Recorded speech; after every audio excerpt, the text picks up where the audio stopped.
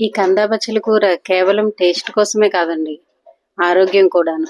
Fibre, iron, calcium అన్ని సమృద్ధిగా ఉంటాయి ఈ బచ్చలి కూరలో.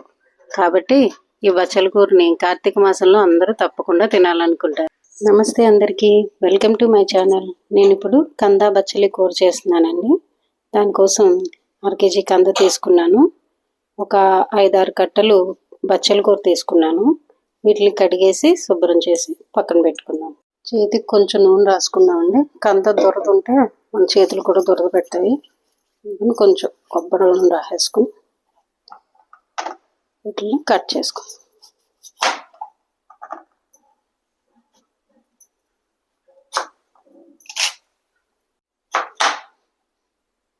ఈ సైజు ముక్కలుగా చేసుకుని నీళ్ళలో వేసుకుందాం.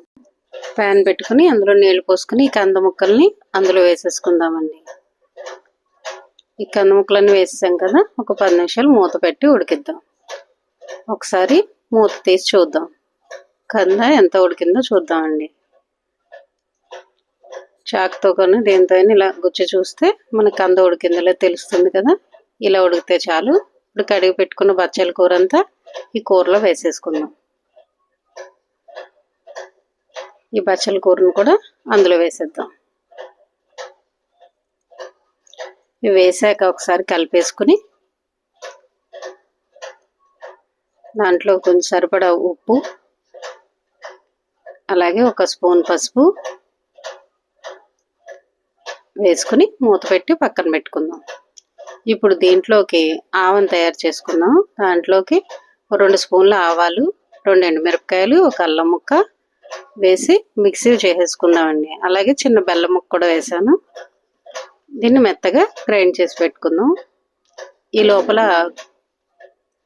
కూర ఎలా ఉడికిందో ఒకసారి చూద్దామండి. మూత పెట్టేసుకుని ఇది గ్రైండ్ చేసి పెట్టుకున్నాం కదా, ఇలా గ్రైండ్ చేస్తే చాలు. ఇప్పుడు కూర ఎలా ఉడికిందో ఒకసారి చూద్దాం. కొంచెం బాగా దగ్గర పడాలి. కంద ఉడికిందండి. ఇప్పుడు ఈ కూర ఉడికింది కదండి, అది పక్కన పెట్టుకుందాము. ఇప్పుడు ఒక ప్యాన్ పెట్టుకుని అందులో 2 స్పూన్ల ఆయిల్ వేసుకుందాము. ఆయిల్ వేసుకుని దీనికి పోపు వేసుకుందామండి. 2 స్పూన్ల శనగపప్పు, 2 స్పూన్ల మినప్పప్పు, 1 స్పూను. ఈ 2 బాగా వేగాక 1 స్పూన్ ఆవాలు వేసుకుందాము. అలాగే 1 స్పూన్ జీలకర్ర, తర్వాత పచ్చిమిరపకాయలు, ఎండుమిరపకాయలు కట్ చేసి పెట్టుకున్నాం కదా, ఆ 2 కూడా వేసేసుకుందాం. ఇవి బాగా వేగిన తర్వాత కరివేపాకు కూడా వేసేసుకుందాం. వీటిని బాగా వేయించుకోవాలి. మంచి సువాసన వచ్చే వరకు పోపు వేయించుకుని అందులో కొంచెం ఇంగు కూడా వేసుకుందాం. ఇప్పుడు పోపు అంతా బాగా వేగాలి. వేగాక మనం పక్కన పెట్టుకున్న కూర అంతా ఇందులో వేసేసుకుందాం. ఈ కూర అంతా కూడా వేసేసుకుని బాగా కలుపుకుందామండి. ఈ కందలు ఆ నీళ్ళతో పాటే మొత్తం వేసేసుకుందాం. దీన్ని ఇప్పుడు ఒక గరిటె తీసుకుని ఇలా మెత్తగా స్మాష్ చేసేసుకుందాము. మరి కొంచెం కంద కనబడేలా ఉంచుకుందామండి. ఇలా చేసుకుంటే చాలు. ఇప్పుడు దీంట్లో చింతపండు నీళ్లు పక్కన పెట్టుకున్నాం కదా, ఆ నీళ్ళు కూడా పోసేసుకుందాం. పోసుకుని ఈ నీళ్ళతో పాటే కాసేపు కూరని ఉడకనిద్దాం. ఇప్పుడు 10 నిమిషాలు మూత పెట్టేసి మళ్ళీ మూత తీసి చూద్దాము. కూర రెడీ అయిందండి.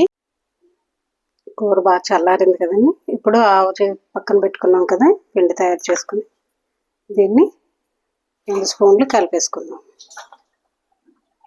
2 స్పూన్లు కలిపేసుకుని బాగా కలుపుకొని పక్కన పెట్టుకోవాలి. ఇది చల్లారాకనే కలపాలండి, లేకపోతే కూరకి చేదు వచ్చేస్తుంది.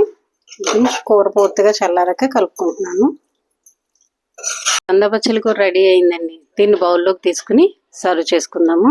దీన్ని వేడి అన్నంలో నెయ్యి వేసుకుని తింటే చాలా టేస్టీగా ఉంటుంది.